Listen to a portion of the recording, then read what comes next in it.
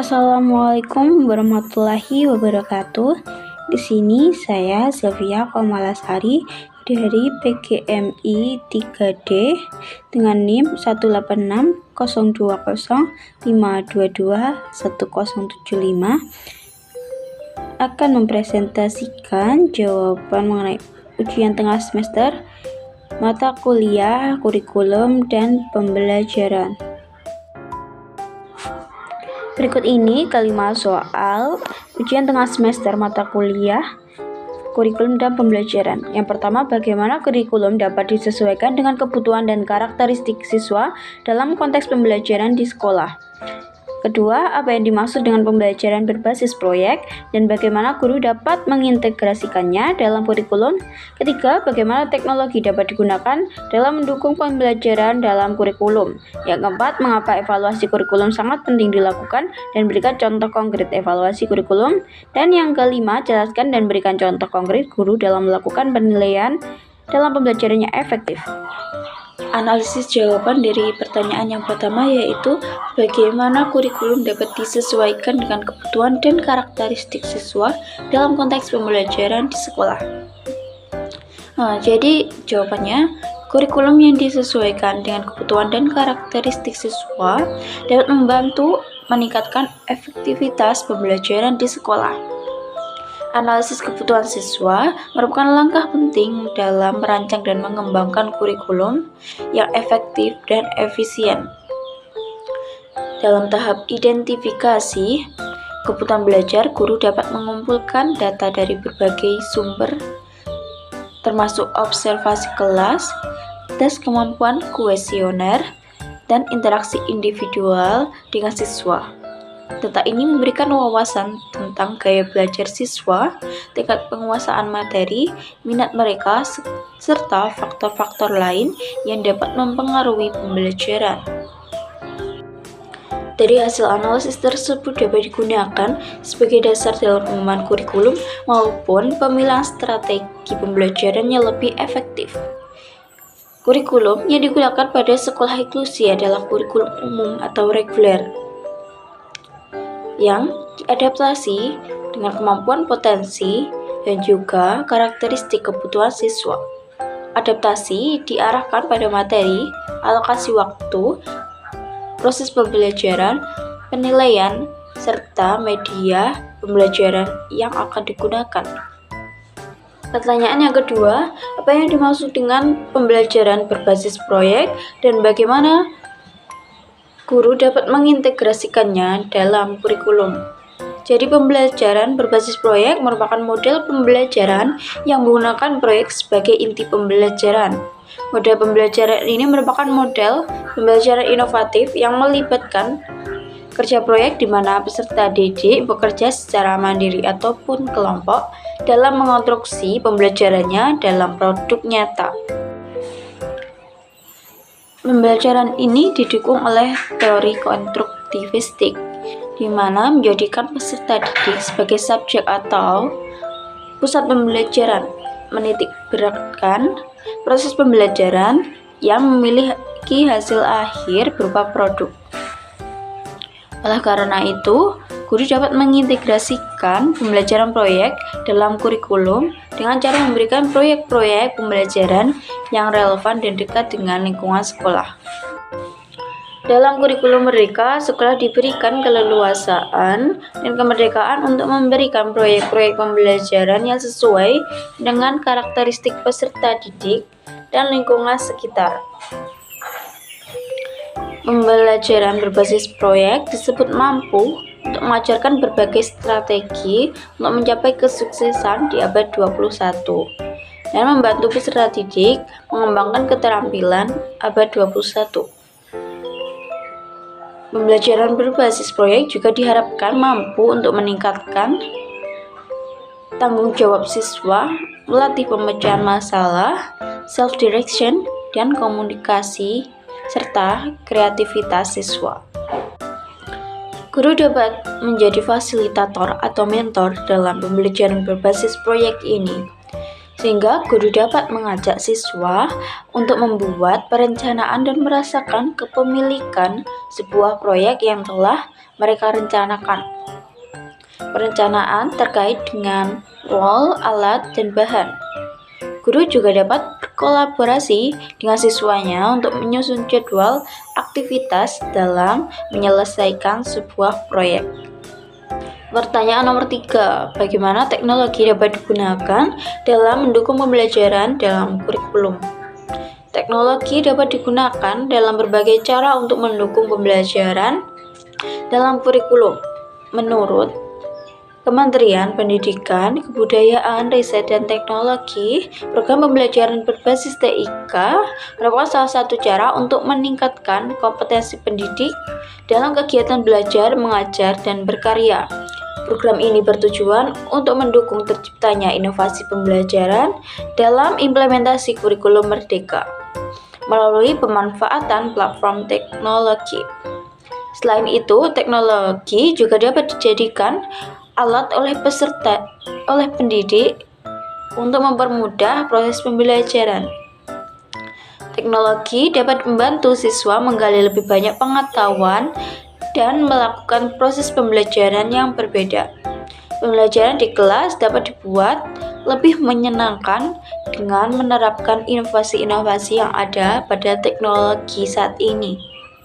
Contoh penerapan teknologi dalam pembelajaran yaitu sebagai media pembelajaran online. Teknologi dapat digunakan atau dimanfaatkan guru sebagai media dalam menarik minat siswa untuk belajar, sehingga pembelajaran akan lebih efektif dan efisien. Saat ini marak adanya pembelajaran berbasis internet seperti web learning, e-learning, ataupun pembelajaran online melalui video yang dapat diakses melalui aplikasi-aplikasi yang ada di handphone, seperti misalnya YouTube maupun TikTok. Di sana, peserta didik dapat mencari materi apapun yang mereka inginkan dan memudahkan mereka dalam mengaksesnya. Penerapan yang kedua yaitu pemanfaatan TIK dalam proses pembelajaran. Pemanfaatan TIK dalam proses pembelajaran dapat dilakukan berbagai bentuk, antara lain seperti penyediaan bahan ajar secara online atau bahan ajar tersimpan, misalnya dalam bentuk e-book, jurnal, atau artikel yang berada di internet, sehingga meskipun tidak dalam proses pembelajaran di sekolah, peserta didik dapat mengakses bahan ajar tersebut dimanapun dan kapanpun mereka inginkan. Penerapan yang ketiga yaitu teknologi sebagai bahan dan alat bantu pembelajaran. Teknologi dimaknai sebagai bahan pembelajaran dan alat bantu demi menunjang kompetensi berbasis komputer. Siswa dibimbing untuk menguasai kompetensi ini. Teknologi dipakai sebagai fasilitator, motivator, transmitter, dan evaluasi. Dan yang terakhir, pembelajaran berbasis elektronik. E-learning adalah pelatihan, pembelajaran, atau pendidikan yang diberikan secara online melalui komputer atau perangkat digital. Hal-hal yang harus dipersiapkan untuk dapat melakukan e-learning adalah internet, mengembangkan multimedia, peralatan, dan learning management system. Pertanyaan nomor 4, mengapa evaluasi kurikulum sangat penting dilakukan dan berikan contoh konkret evaluasi kurikulum. Di sini saya akan menjelaskan mengenai beberapa alasan mengapa evaluasi kurikulum itu penting dilakukan. Yang pertama, evaluasi kurikulum digunakan untuk menilai kualitas kurikulum. Evaluasi kurikulum dapat membantu mengetahui sejauh mana kurikulum telah mencapai tujuan yang telah diharapkan. Apakah kurikulum tersebut sudah sesuai dengan standar nasional maupun internasional dan relevan dengan kebutuhan peserta didik dan masyarakat. Yang kedua, evaluasi kurikulum digunakan untuk mengembangkan dan memperbaiki kurikulum. Evaluasi kurikulum dapat memberikan umpan balik atau feedback yang berguna untuk mengidentifikasi kekuatan dan kelemahan kurikulum, serta menentukan langkah-langkah perbaikan dan pengembangan yang diperlukan. Yang ketiga, evaluasi kurikulum digunakan untuk menyesuaikan kurikulum dengan perkembangan zaman. Evaluasi kurikulum dapat membantu mengantisipasi dan merespon perubahan yang terjadi di bidang teknologi, budaya, dan pasar kerja, serta memastikan bahwa kurikulum tetap relevan, sehingga kurikulum bermanfaat bagi peserta didik dan masyarakat. Evaluasi kurikulum dapat dilakukan dalam berbagai cara, seperti observasi, wawancara, kuesioner, dan sebagainya. Contoh evaluasi kurikulum yang dilakukan dalam lembaga pendidikan seperti evaluasi terhadap tujuan pendidikan. Hal-hal yang dievaluasi yaitu apakah tujuan pendidikan yang telah ditetapkan dapat dicapai dengan baik, apakah tujuan pendidikan tersebut masih relevan dengan kondisi saat ini, dan apakah terdapat perbedaan antara tujuan pendidikan yang ditetapkan dengan hasil belajar siswa. Yang kedua, evaluasi terhadap isi kurikulum. Evaluasi terhadap isi kurikulum yang dipertanyakan yaitu apakah isi kurikulum yang telah disusun sesuai dengan standar nasional, apakah isi kurikulum tersebut masih relevan dengan kondisi saat ini, dan apakah terdapat perbedaan antara isi kurikulum yang disusun dengan kebutuhan siswa. Yang ketiga, evaluasi terhadap metode pembelajaran. Yang dipertanyakan yaitu apakah metode pembelajaran yang digunakan sudah sesuai dengan perkembangan teknologi saat ini, apakah metode pembelajaran tersebut sudah efektif dan dalam mencapai tujuan pembelajaran, dan apakah terdapat perbedaan antara metode pembelajaran yang digunakan dengan kebutuhan siswa. Yang keempat, evaluasi terhadap penilaian hasil belajar. Yang dipertanyakan, apakah penilaian hasil belajar yang digunakan sudah sesuai dengan standar nasional, apakah penilaian hasil belajar tersebut sudah efektif dalam mengukur kemampuan peserta didik, dan apakah terdapat perbedaan antara penilaian hasil belajar yang digunakan dengan kebutuhan peserta didik. Dari hasil analisis tersebut dapat diketahui apakah kurikulum yang digunakan saat ini telah sesuai dengan tujuan kurikulum, dan apakah kurikulum tersebut masih perlu dikembangkan atau masih perlu adanya perbaikan. Pertanyaan nomor 5 yaitu jelaskan dan berikan contoh konkret guru dalam melakukan penilaian dalam pembelajaran yang efektif. Penilaian dalam pembelajaran merupakan suatu proses yang sangat penting untuk mengetahui sejauh mana peserta didik memahami materi yang telah diajarkan. Penilaian dalam pembelajaran yang efektif adalah suatu proses pengumpulan dan pengolahan informasi untuk mengukur pencapaian hasil belajar siswa secara sistematis dan berkesinambungan.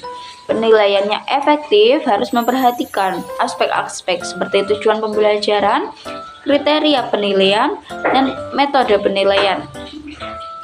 Penilaian yang efektif juga harus memperhatikan kebutuhan siswa, sehingga dapat membantu siswa untuk mencapai tujuan pembelajaran yang lebih baik.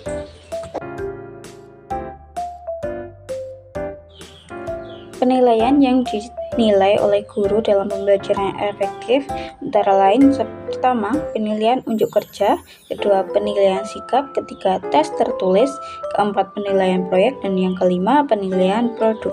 Penilaian unjuk kerja. Penilaian unjuk kerja merupakan penilaian yang dilakukan dengan mengamati kegiatan peserta didik dalam melakukan sesuatu. Penilaian ini digunakan untuk menilai ketercapaian kompetensi yang menuntut peserta didik melakukan tugas tertentu seperti praktik di laboratorium, praktik sholat, praktik olahraga, dan praktek-praktek lainnya. Yang kedua, penilaian sikap. Sikap bermula dari perasaan suka atau tidak suka yang terkait dengan kecenderungan seseorang dalam merespon sesuatu atau objek. Sikap juga sebagai ekspresi dari nilai-nilai atau pandangan hidup yang dimiliki oleh seseorang. Sikap terdiri dari 3 komponen, yaitu afektif, kognitif, dan konaktif atau perilaku. Jadi, guru dapat melakukan penilaian dari sikap-sikap yang dilakukan oleh setiap masing-masing peserta didik. Yang ketiga, tes tertulis. Guru dapat menggunakan tes tertulis sebagai alat penilaian. Tes tertulis merupakan tes di mana soal dan jawaban diberikan kepada peserta didik dalam bentuk tulisan. Dalam menjawab soal, peserta didik selalu merespon dalam bentuk menulis jawaban tetapi tidak harus tulisan. Misalnya, jawaban juga dapat berupa mencentang, memberi tanda, mewarnai, menggambar, dan lain sebagainya. Penilaian yang keempat yaitu penilaian proyek. Guru dapat melakukan penilaian proyek sebagai kegiatan penilaian terhadap suatu tugas yang harus diselesaikan dalam periode atau waktu tertentu. Tugas tersebut berupa suatu investigasi sejak dari perencanaan, pengumpulan data, pengorganisasian, pengolahan, dan penyajian data. Penilaian proyek dapat digunakan untuk mengetahui pemahaman, kemampuan pengaplikasian, kemampuan penyelidikan, dan kemampuan menginformasikan peserta didik pada mata pelajaran tertentu secara jelas. Yang kelima, penilaian produk. Guru dapat melakukan penilaian produk sebagai penilaian terhadap proses pembelajaran atau proses pembuatan dan kualitas suatu produk. Penilaian suatu produk meliputi penilaian kemampuan peserta didik membuat produk-produk teknologi atau seni seperti makanan, pakaian, hasil karya seni, patung, lukisan, gambar, barang-barang yang terbuat dari kayu, batu, dan lain-lain. Itu tadi presentasi dari saya mengenai soal-soal ujian tengah semester mata kuliah, kurikulum dan pembelajaran. Untuk itu, apabila terdapat kesalahan kata maupun perbuatan, saya mohon maaf sebesar-besarnya. Sekian, terima kasih. Wassalamualaikum warahmatullahi wabarakatuh.